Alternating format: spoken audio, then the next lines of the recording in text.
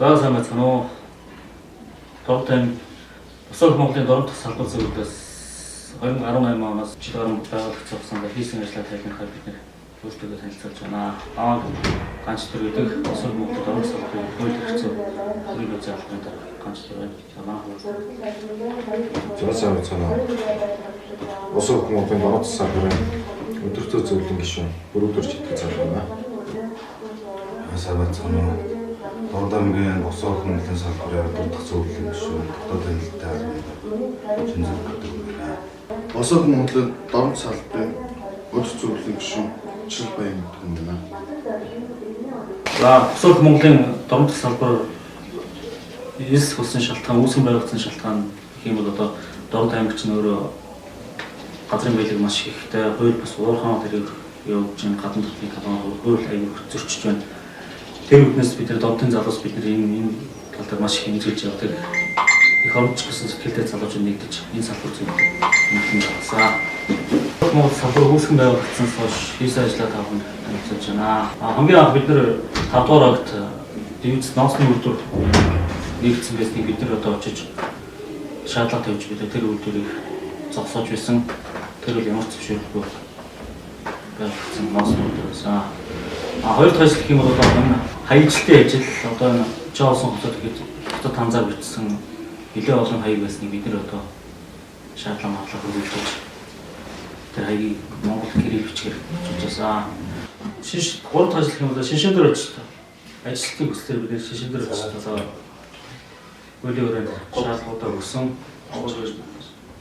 Шишин 5 сарын 12-нд ажилласан байгаа. Босоо Монгол салбар зөвлөлөөс бидний дөрөвт ажил гэх юм бол одоо Дорд Босоо Монголын салбар зөвлөл Дорд аймгийн автомашин сонирхчдын холбоотой хамтран 1 км замыг одоо засварсан байгаа. 5 дахь ажил гэх юм бол одоо нөгөө Дорд аймгийн Сэргэлэн сумд 5 сарын 12-нд нэр хүүхэд алга болоход тэр хүүхдийг эрен хайхад бид нэр одоо очиж эрен хайхад одоо оролцсон ийм ажил хийсэн.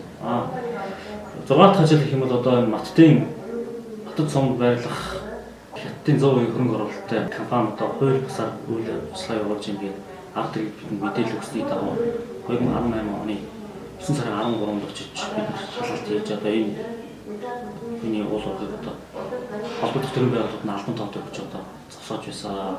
Одоо энэ ухаан одоо ажиллах байгаа. Тийс. 7 дахь ажил гэх юм бол одоо энэ Баян Төмөн сумд болох хэвчнээ ухаан хууль бусаар ажиллаж байна гэсэн мэдээлэл бидэнд ирсэнтэй очиж бид шалгалт хийж бас зогсоож ирсэн.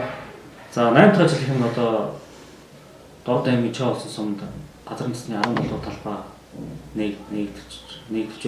нэгдэж байсан. Одоо тэр талбайг бид нэр одоо 2018 оны 10 сараас 11 сар 2 сар одоо явж одоо газар байдалтай танилцж үйл ажиллагааг холбогдох албан газруудын албан тоод өгч одоо 2 сарын турш тэмцэсний үр дүнд одоо энэ ухааг дээр зогсоод байна.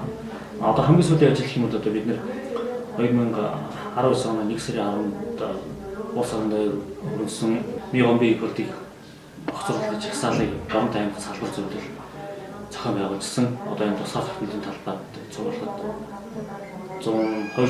200 гаруй энэ жагсаалд оролцсон. За ингээд Дорд Босоо Монголын цаашдын зорилго гэх юм бол Монгол үндэсний эрх ашгийг дээдлэн хамгаалах, улсынхаа газар нутгийг бүрэн байдсан байдлыг авч идэхэд бидний ихэн зорилго оршино. Бидний бодлоор эх орон гэдэг унсан газар угаасан уснаас ихтэй бидний амьдарч буй газар нутаг төрөл хэл түүх соёл юм аа. Хүн бүр ээжтэй байдгийн адил эх оронтой байдаг. Иймд хүн бүхэн эх орныхоо төлөө өөрийн хүч хөдөлмөрөө зориулах ёстой. Хүний эх орноо гэсэн хайрлах сэтгэл нь хэлсэн үгээр нь бус хийсэн үйлдэлээр нь гэж ойлгодог.